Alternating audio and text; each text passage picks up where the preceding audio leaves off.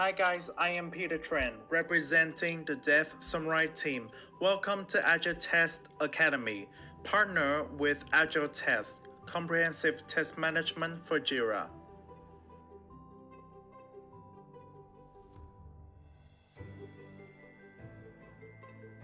Agile Test Academy is a video series that will teach you everything you need to learn about software development, specifically Agile development. Continuing the previous video of learning about Agile Manifesto values, principles, and Agile methodologies, today we move forward to distinguishing between traditional tests and Agile test. Together, we dissect the information and let's decide which testing method should be best used in a project. There are four parts of today's content: the relationship of testing methods, traditional testing, Agile testing, and comparison. First of all, I want to make the relationship clear between the software testing process, traditional testing, and Agile testing. Traditional testing and Agile testing are part of the broader software testing process. However, they represent different approaches and methodologies within the field of software testing, each with its own practices and principles. Typically, a commercial software system has to go through three stages of testing. Firstly, development testing, where the system is tested during development to discover bugs and defects. System designers and programmers are likely to be involved in the testing process. Secondly, release testing, where a separate testing team tests a complete version of the system before it is released to users. The aim of release testing is to check that the system meets the requirements of system stakeholders. Thirdly, user testing, where users or potential users of a system test the system in their own environment. For software products, the user may be an internal marketing group that decides if the software can be marketed, released, or sold. Furthermore, branch from the third process step. Acceptance testing is one type of user testing where the customer formally tests a system to decide if it should be accepted by the system supplier or if further development is required. Now we will find out about traditional testing. Traditional testing follows a linear and sequential process. It typically occurs after the development phase is complete. In this approach, testing begins once the entire software system is developed. Traditional testing relies heavily on documentation, such as detailed test plans and test cases, which are created before testing starts. These documents provide a predefined set of test scenarios and expected outcomes. The testing team looks into a lot of documentation and specifications before lending their support to the next team. Conventional testing approach follows a tight plan which cannot be changed at any point. This type of testing often adheres to formal methodologies like the waterfall model. The waterfall model is already explained in details in our day 1 video at the beginning of the series, which I will link in the description below. Okay, now let's get back to the third characteristic of traditional testing. Traditional testing involves well-defined phases, including requirements gathering, design, development, and testing, with each phase being completed before moving to the next. One advantage of traditional testing is it follows a well-defined and structured process, making it predictable and easier to plan for. This can be superior for large and complex projects where stability and predictability are critical. Next, traditional testing often involves detailed test planning and documentation, which can lead to comprehensive test coverage. This ensures that all aspects of the software are thoroughly tested and may result in a high level of quality assurance. Another advantage of conventional testing is that it produces extensive documentation, including test plans, test cases, and test reports. This type of documentation serves as valuable artifacts for auditing, compliance, and knowledge transfer purposes. But on the other hand, one of the significant drawbacks of traditional testing is that issues are often detected late in the development cycle. Testing occurs after development phase, which means that defects may accumulate and become more costly to fix as the project progresses. But as we mentioned in our video Day 1 in the series, traditional testing methodologies like the waterfall model are rigid to changing requirements. Once testing begins, it can be challenging and costly to accommodate changes, making it less suitable for projects with unclear requirements. Well, last but not least, traditional testing can be resource intensive in terms of time, manpower, and project budget. The creation of detailed test plans and documentation, as well as separate testing phases, can consume a significant portion of project resources.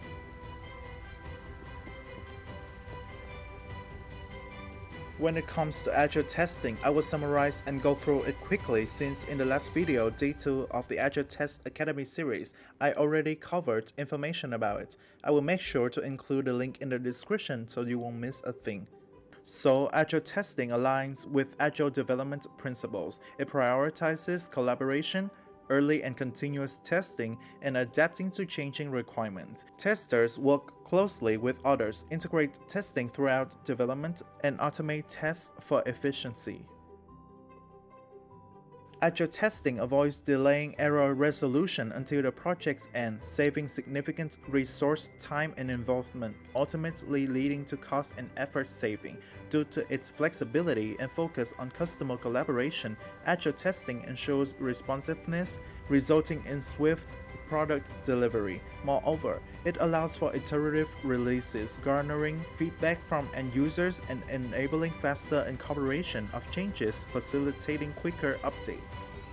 Agile testing has its cons that slightly affect the user experience. When it comes to this type of testing, determining delivery time, cost, and effort becomes challenging, and assessing the effort required for specific tests is difficult. While it aids in quick delivery, unclear visions and documentation can impact long-term projects. This approach can lead to team distractions and project delays.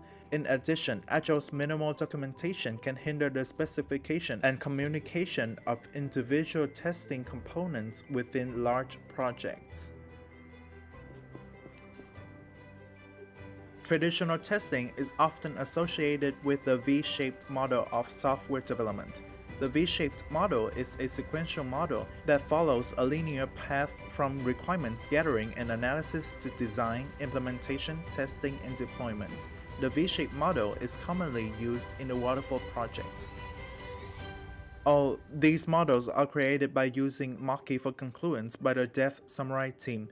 These are the variations of the V-shaped models, and I will break them down into simple illustration and explanations so that whenever you run into V-shaped models, you can understand the roots and basics of them all. First of all, the development team must have the requirements with the big features that they want for the project, and the requirements are broken down into smaller requirements, and the team writes stories based on those small requirements.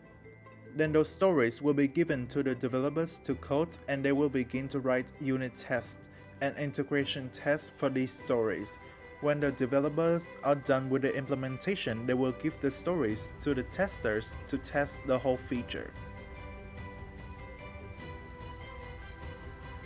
This is the fundamental understanding of the V-shaped model. I hope you grasp the concept so that the next time you run into a more complex one, you won't get a cold feet. As you can see, one major problem of this testing model is that you have delayed feedback. There is a long time between writing the first features and getting tested. In traditional software engineering, this process may take up to 3 months or longer.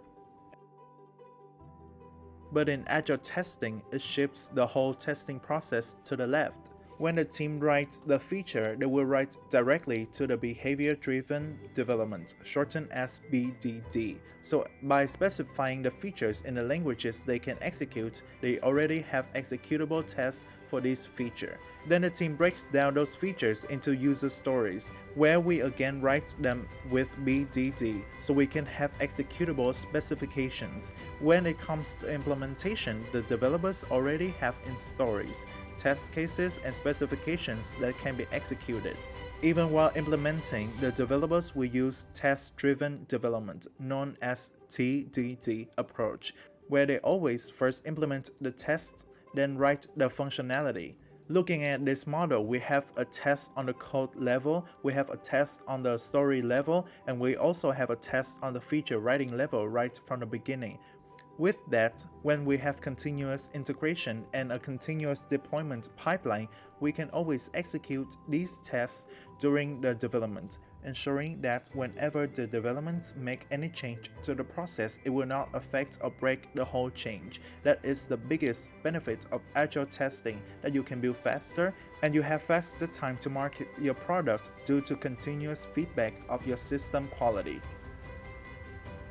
As I present the difference between traditional testing and agile testing, I realized that software engineering was 54 years old by the time this video was posted.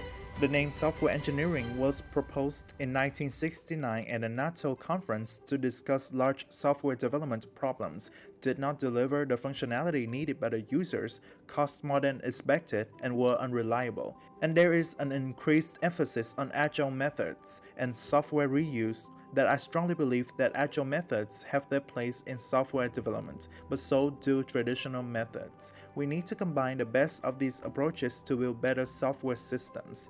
And many organizations adopt hybrid approaches using traditional testing for critical or regulatory-driven aspects of a project while employing agile testing for faster iterations and user-focused features. This allows for a balance between structure and adaptability.